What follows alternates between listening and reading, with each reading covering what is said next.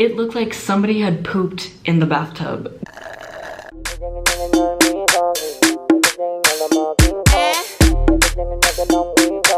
It's Maestro on the beat, baby. Hi guys, welcome back to my channel. Today I'm going to talk about some of my college roommate horror stories because I've been through it and I'm sure you guys are going through it too. So I just wanted to share some of these stories in case some of you are going through it. Just know it ends. Don't even worry about it. Now I look back and I laugh about it, but at the time I was not laughing. Enjoy! Let's get into it. So this first roommate horror story starts back when I think I was like in my junior year.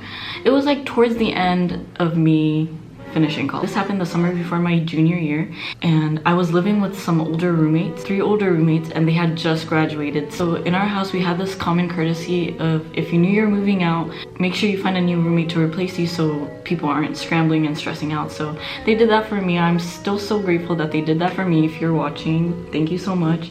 But sis, it did not end well.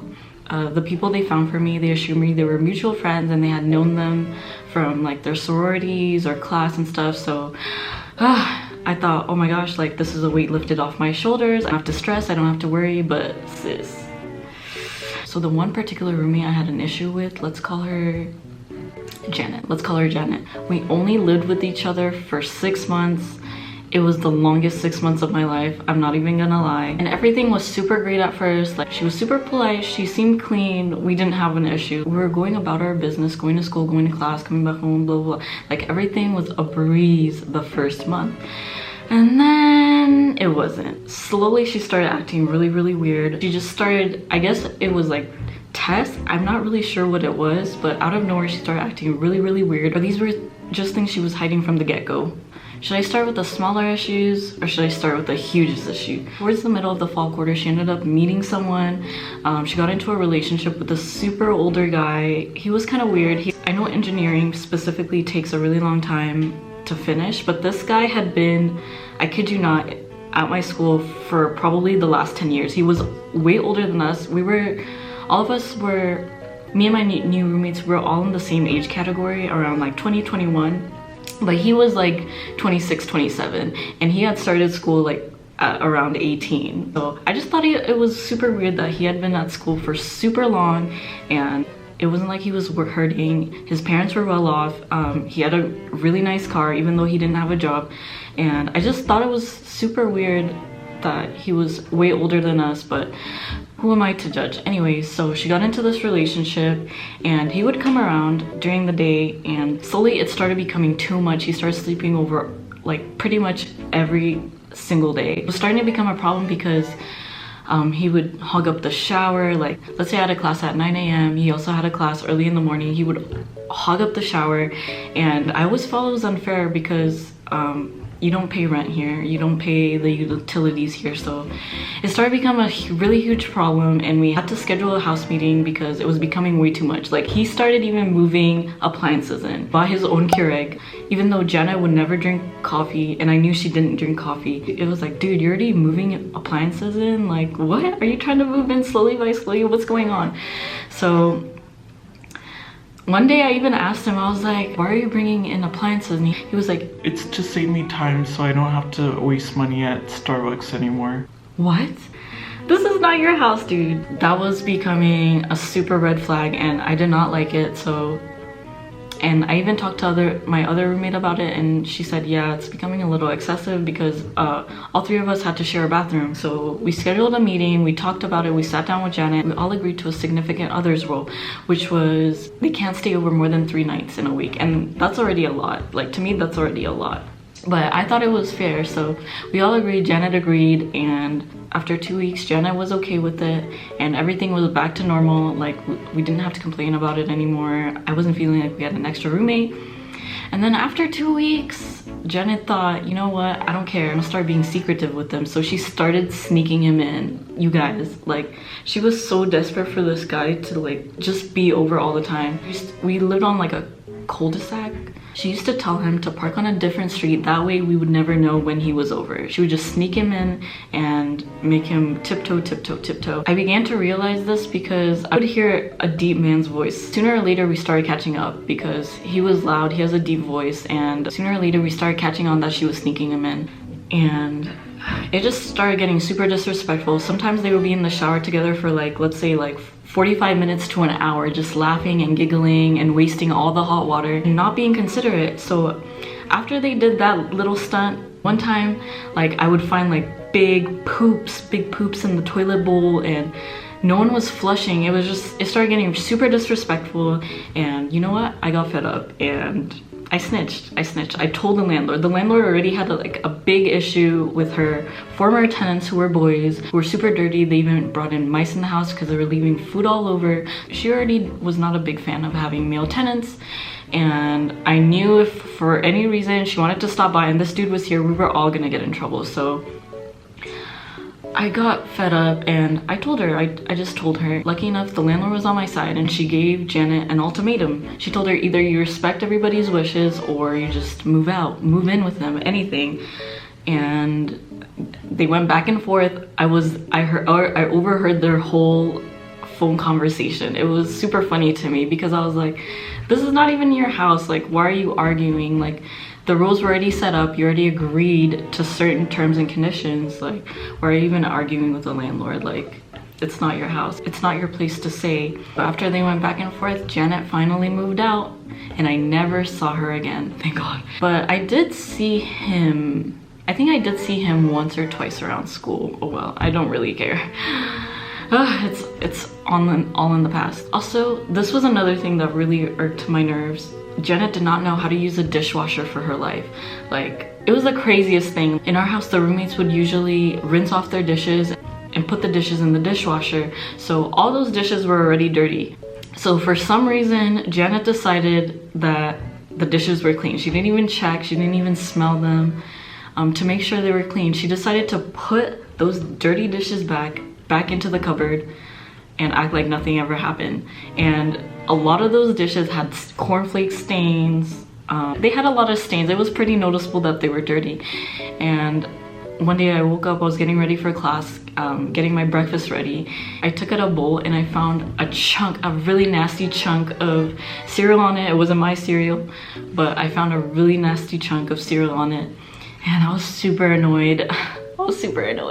But I had to be calm, I had to be patient. I just texted her, I was like, hey Janet, can you please make sure that you check that the dishes are clean before you put them back? And she said, yeah, okay, that's cool. It just baffled me that she didn't even check it. That was like a common thing in our house. I just don't know why she did that. Also, Janet would seriously leave her dirty dishes in the sink for weeks at a time. Like, she would just eat her breakfast, eat her lunch, eat her dinner, and put it in the sink and go off to school or wherever she was going, who knows. And it was so gross. Sometimes we would wash the dishes for her, or I would have to text the other roommate. I was like, hey, can you tell Janet to do it? Just had to let her know. And at some point she even stopped eating at home, so it was like super frustrating and it would stink up the whole house. And yeah, also for this guy that she was dating, he literally lived 15 minutes away with his parents. I did not understand why he always had to be at our house, but he didn't live that far, so I didn't get it, and that was super annoying. It was just excuses for him to be over, but whatever. Bygones be bygones. Also around this time, since I had snitched the landlord, I started feeling like they were doing sketchy things to my car. Like, for this 1 month after I snitched on them, I started getting flat tires over and over again. I think that month I got like 4 flat tires in 1 month. So I knew he had something to do with it. I have no proof. He was probably doing it at night while he was sneaking into our house, but it was like super frustrating, and I wish I had a camera to get him doing it. It was a super weird coincidence that all of a sudden I was getting frequent low tire pressure all the time. I had to replace my tire all the time. But after they left, I stopped waking up to flat tires. It was like the most frustrating thing. I would take the bus, get a new tire, fix it, and then come back, wake up the next morning and I have another flat tire. It was getting like super ridiculous. And even the dealer I went to started asking me like, do you have any enemies? Are you parking in a construction place somewhere? And I was like, no, no, and no. But then now that I think about it, I was like, maybe he did have something to do with it. But I don't know. Karma will always get him back. So the second roommate horror story happened when, after my lease was up, I had to find a new place to live ASAP because the landlords decided that they were gonna renovate the house and move back in to save money because they just couldn't afford paying for rent elsewhere and paying for the mortgage in the house we were living at. So if any of you are in college right now and you guys are looking for a new place to live, you know, summertime is the most competitive time to look for a place to live because that's when everybody else is looking for a place to live for the next coming year. So my chances of finding a place were super thin. So luckily somebody had mentioned to me that they were looking to move out and I could move in ASAP. As desperate as I was, I went to go see it anyways. I didn't even ask for pictures before I went. I was just like, this is my best bet right now. So I went to visit it.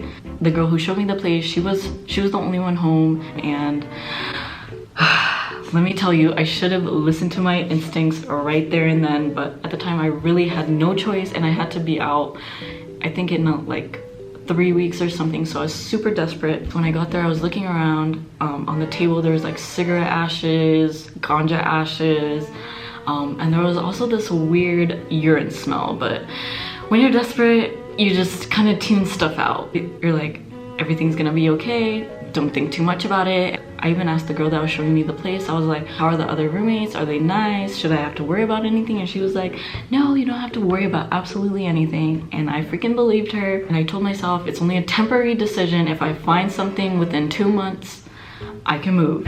And boy, was it a long summer. One of the things the girl that was showing me around mentioned was that one of the roommates did have a kitten, but the kitten would only stay in her room only throughout the whole day, would never come out and run around the living room, which was a freaking lie, which I learned about later, and that was one of the reasons she moved out, because she was allergic to cats. So fast forward 3 weeks later when I finally moved in. Let's just say I was just praying for Jesus to take the wheel. Finally moved in, I met her, let's call her Bagel. So I met Bagel. At first she was super nice and she was totally reasonable, but soon to find out she was just telling me things that I wanted to hear. She didn't want to unleash the madness just yet to scare me away, because at that point it was only my first week and she did not want to scare me away. So after a couple weeks, I slowly started to realize that things weren't right. The living room turned into her personal bedroom. There's clothes everywhere, cigarette ashes everywhere, ganja ashes everywhere. She would stay up all night. Meanwhile, everybody has to sleep all day in the living room and then go to work and then repeat the same cycle.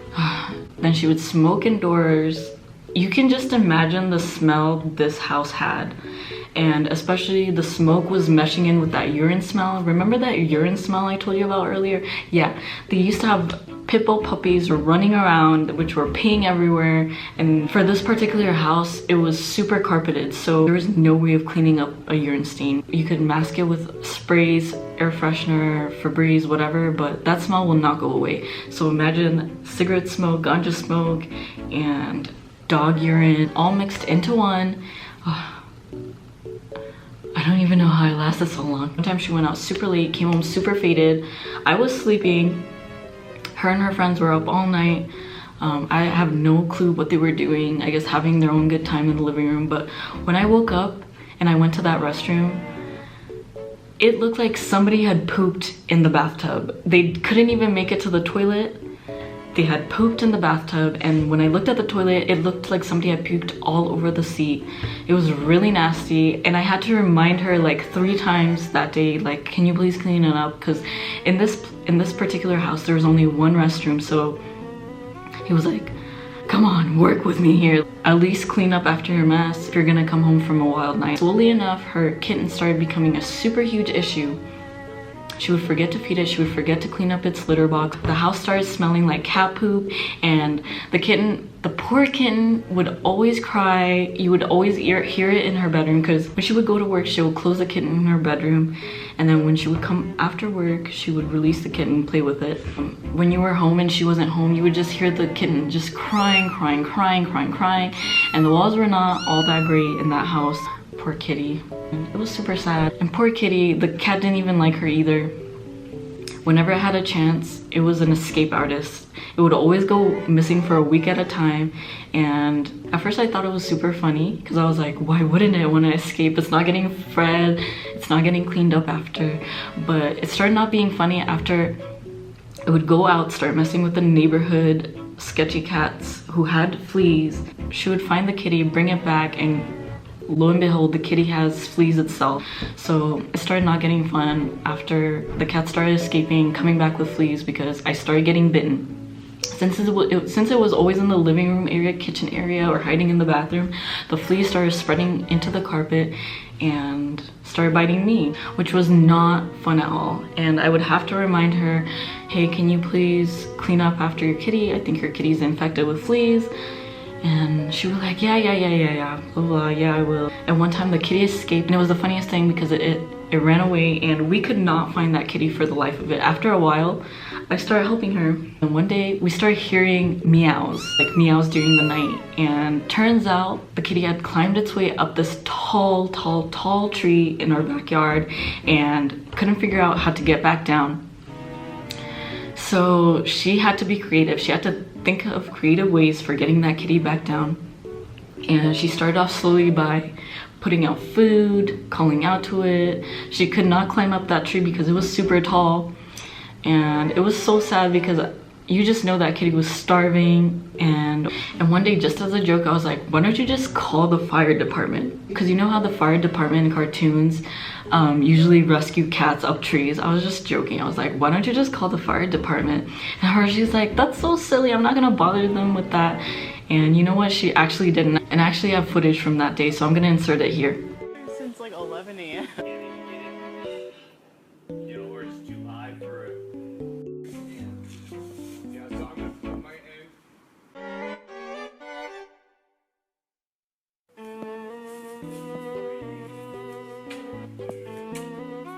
So yeah, they got the kitty down, everything was okay. So my last straw of living in this house, it had been 2 months. I came home to find her with a huge trash bag, going through the fridge and throwing out every single item in the fridge. And mind you, I had just freshly bought $50 worth of groceries, I think like 2 days before. So I was freaking out and I was super mad. She was just tossing everything. She threw away my salad, she threw away my milk, she threw away my beans, everything she threw out, and I was so mad. And I was like, I can't believe you did that, blah, blah, blah. But that was my last straw. And you guys, she never paid me back for the groceries.